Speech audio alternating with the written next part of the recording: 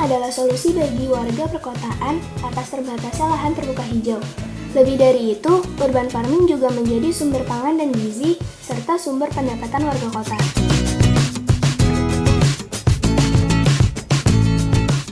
Urban farming kian berkembang dan menjadi tren di banyak kota dunia, termasuk Indonesia.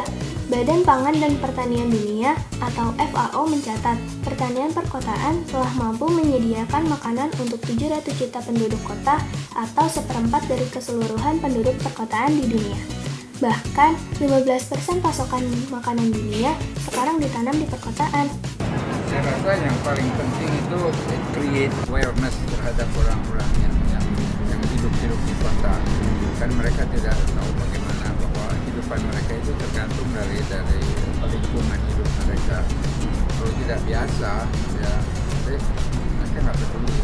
Tapi kalau mereka bisa melakukan sendiri, mereka bisa tahu tanaman itu nggak gampang nanam. Tapi kalau bisa, mereka udah bisa sukses, mereka kan mempunyai suatu self satisfaction. Itu bukannya menurut saya itu bukannya untuk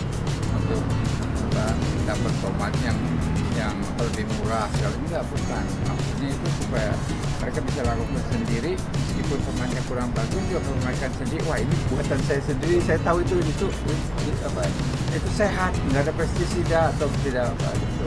Menyikapi kondisi itu, Kedubes Belanda bersama PT East West Seed Indonesia dan Rabobank Internasional Indonesia menggagas konferensi urban farming di kantor Kedubes Belanda, Jakarta, 24 Oktober 2016.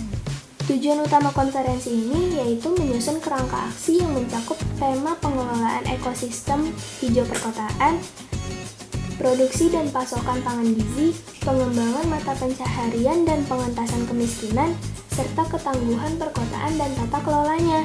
10 poin tadi yang saya catat, misalnya perlunya kerjasama antara perguruan tinggi dan komunitas yang bergerak di urban farming. Ada berbagai contoh kasus kayak di Marunda misalnya, mereka merasa masih belum ada keterlibatan dari pihak pemerintahan. Yang kedua, misalnya kita pengen ada penggabungan antara ide di sekolah sehat dengan isu urban farming dan climate change. Kemudian tadi ada advocacy, pentingnya advocacy sama lobby untuk program seperti ini baik di pemerintah tingkat desa sampai dengan pemerintah pusat. Kemudian ada program-program seperti campainisasi, bagaimana memanfaatkan kegiatan seperti itu supaya lebih optimal dengan melibatkan para praktisi-praktisi urban farming.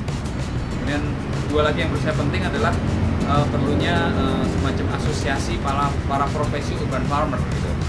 Jadi kalau selama ini ada asosiasi petani, ini ada asosiasi mungkin petani perkotaan atau urban farming kira-kira itu. Nah, sebenarnya tadi yang jadi pertanyaan juga dari kedutaan besar, apakah ada pilot atau ada upaya untuk replikasi. Jadi pihak-pihak yang tadi datang itu diminta untuk kemudian mengajukan contoh konkret untuk melakukan upaya replikasi. Nah, replikasi itu barangkali bisa disupport oleh kedutaan juga. Jadi di samping yang sudah dilakukan selama ini oleh para pelaku tadi, stakeholders, kalau ada peluang itu juga bisa disupport oleh kedutaan besar Belanda. Itu yang kita ingin informasikan. Konferensi tersebut dihadiri para penggiat urban farming di Indonesia, seperti Marunda Urban Resilience in Action atau MURIA, Forum Komunitas Hijau Depok, dan Forum Florikultura Indonesia. Hadir pula dalam kegiatan tersebut Rob Swartboom, Duta Besar Belanda, Luis Wessing, Konselor Pertanian Kedubes Belanda, dan Martin Schouten, Presidir Rabobank Internasional Indonesia.